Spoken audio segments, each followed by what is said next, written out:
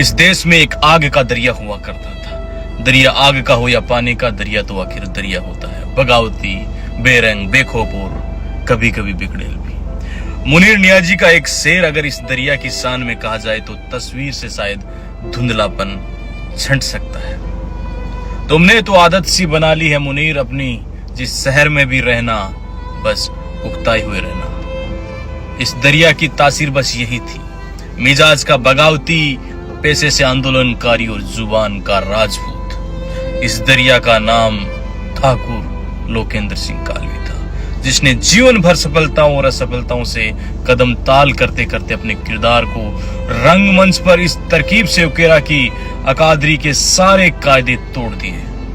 इस किरदार के पन्नों को थोड़ा पलटते हैं और जुलाई 1991 के नौजवान लोकेंद्र सिंह कालवी को टटोलते हैं। नागौर के कालवी ठिकाने में सियासत से लेकर राजपूत समाज के नामचीन क्षत्रपों के बीच मेयो से अंग्रेजी पढ़े और बास्केटबॉल के उम्दा खिलाड़ी लोकेंद्र सिंह कालवी का पाका दस्तूर हुआ। जो पगड़ी लोकेंद्र सिंह कालवी के माथे पर होने वाली थी वह कोई छोटी जिम्मेदारी नहीं थी। उस पगड़ी के साथ एक जिम्मेदारी थी उस महान सामाजिक परंपरा को आगे बढ़ाने की, जिसे स्वर्गीय कालवी साहब ने उम्र भर साकार किया। स्वर्गीय कालवी साहब कहा करते थे कि जोगा ने ही जग पूछा, ना जोगा ने कुन पूछा।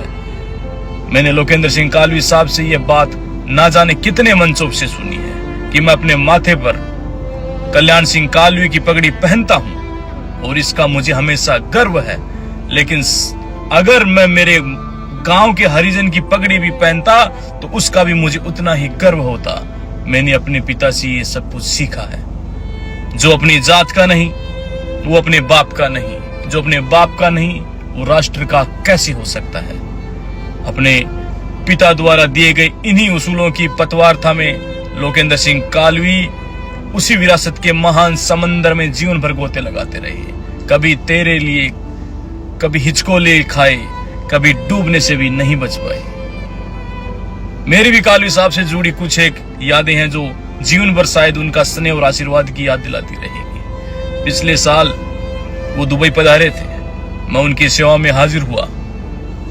बैठे थे, बात करते करते उनकी राइफल शूटिंग के शौक की बात चलने लगी और उन्होंने उनके जो ओलंपिक के दोस्त है जो यूए को रिप्रेजेंट करते हैं उनसे एक साहब को फोन लगाया और कहा कि मैं दुबई आया हुआ हूँ, आपसे मिलता हूँ। उस वक्त वो लंदन में थे।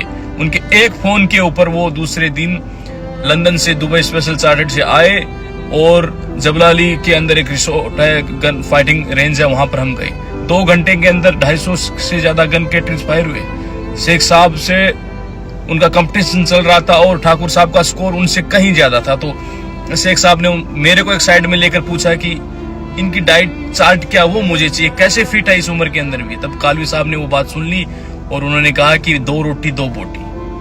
आज कालवी साहब नहीं है, उनके बीच एक बड़ी विरासत है, कालवी परिवार की एक महान परंपरा है।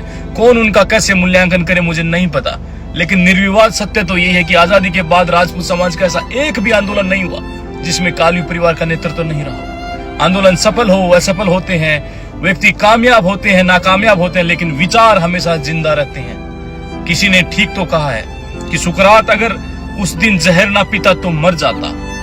जो जहर विचारों को जिंदा रखे वह पी लेना चाहिए। स्वर्गीय ठाकुर लोकेंद्र सिंह कालवी साहब को सादर नमन।